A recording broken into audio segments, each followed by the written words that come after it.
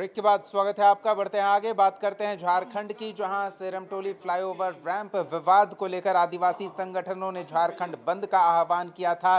राजधानी से लेकर सुदूर ग्रामीण इलाकों तक में अलग अलग जिला मुख्यालयों में प्रदर्शन होता नजर आया और कई जगहों पर आदिवासी संगठन अपने विभिन्न मांगों को लेकर सड़क पर उतरकर विरोध दर्ज कराते नजर आए। इस दौरान पुलिस की भारी बंदोबस्ती की गई थी ताकि बंद समर्थकों की ओर से किसी तरह का कोई उपद्रव ना हो सके।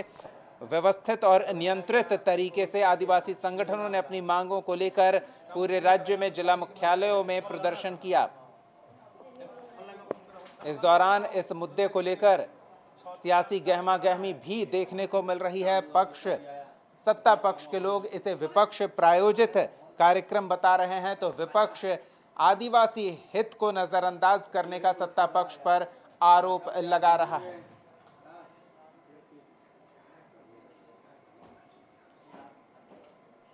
चलिए तो सीधे रांची का रुख करते हैं। सहयोगी संदीप हमारे साथ जुड़े हुए हैं, उनसे जानते हैं कि आदिवासी संगठनों के बंद का आह्वान और इस पर हो रही सियासत, लेकिन सेरमटोली फ्लाईओवर रैंप के विवाद को सुलझाने के लिए क्या पहल हो रही है संदीप?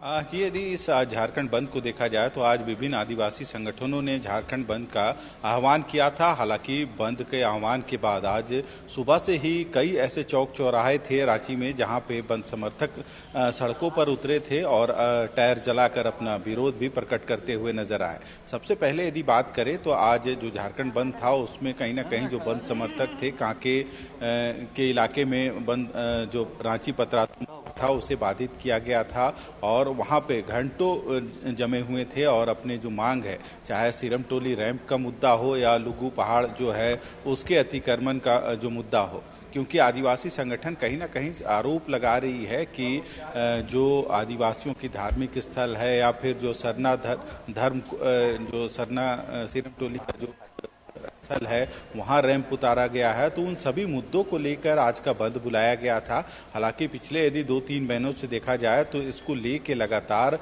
विभिन्न संगठनों का विरोध देखने को मिल रहा है। हालांकि दूसरी तरफ यदि देखें तो सत्ता पक्ष और विपक्ष भी एक दूसरे पर आरोप प्रत्यारोप लगाते हुए नजर आ रहे हैं। हालांकि आज दोपहर तक जो बंद का असर था विभिन्न चौक चौराहों पर देखने को जरूर मिला, पर कहीं ना कहीं जो गाड़ियां थी जो वे गाड़ियां सड़कों पर दौड़ती हुई जरूर नजर आई। हालांकि जो दुकान मुख्य सड़कों पे जो दुकान बने हुए हैं वहां पे दुकानें जरूर बंद की गई थी, क्योंकि कल ही इस बंद को देखते हुए मसाल जुलूस भी निकाला गया था और आज के बंद को सफल बनाने की लोगों से यानी व्यवसायियों से भी उन लोगों के द्वारा आह्वान किया गया था। हालांकि जो रैंप का मुद्दा है अब तक सुलझ नहीं रहा है, पर अब जो यदि सिरमटोली से लेके मेकोन तक यदि फ्लाईओवर की बात करें तो पूरी तरह से लगभग बन के तैयार है और संभवतः इस महीने इसकी उद्घाटन भी हो सकती है। हालांकि जिस तरह से एसटीएसी जो सदस्य है आशा लकड़ा आयोग की, वे भी इस मामले पर कहीं ना कहीं अधिकारियों के साथ बैठक की है और मसले पर अधिकारियों से भी जानने की कोशिश की गई थी। हालांकि देखना होगा यह मसला कब तक समाप्त हो पाता है या इसका कोई वैकल्पिक बीच का रास्ता निकल पाता है या नहीं।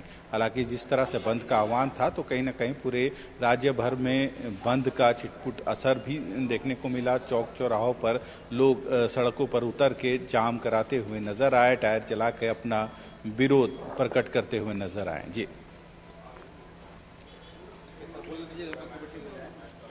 बिल्कुल संदीप, बहुत बहुत धन्यवाद इस तमाम बातचीत और जानकारी के लिए। तो जिस तरह से इस मामले को लेकर पक्ष और विपक्ष आमने सामने हैं, और इतना ही नहीं, राष्ट्रीय अनुसूचित जनजाति आयोग की सदस्य भी इस मामले के निपटारे को लेकर सचिव स्तर के अधिकारियों के साथ बैठक करके समाधान तलाशने की कोशिश कर रही हैं। और इस बीच आदिवासी संगठनों के ये झारखंड बंद का आह्वान, अब आगे देखना होगा कि इस मामले पर क्या कुछ होता है। आदिवासी अपने सरना स्थल के निकास मार्ग के अवरुद्ध हो जाने से नाराज हैं और इस समस्या का जल्द से जल्द समाधान चाह रहे हैं। दूसरी ओर सिरमटोली फ्लाईओवर के उद्घाटन का दिन भी नजदीक आ रहा है। अगर उस पर आवागमन शुरू हो जाता है तो फिर इस बात की गुंजाइश बहुत कम हो जाएगी कि उसके निर्माण के स्ट्रक्चर में कोई सुधार किया जाए और रैंप को आगे बढ़ाया जाए। वो अभी ही किया जा सकता है और ये मांग आदिवासी संगठन कर रहे हैं। अब देखने वाली बात होगी कि सरकार इस पर क्या रुख अपनाती है। हमारी भी नजर बनी रहेगी। फिलहाल न्यूज रूम लाइव में इतना ही। कशिश न्यूज पर खबरों का सिलसिला जारी रहेगा। देखते रहिए कशिश न्यूज।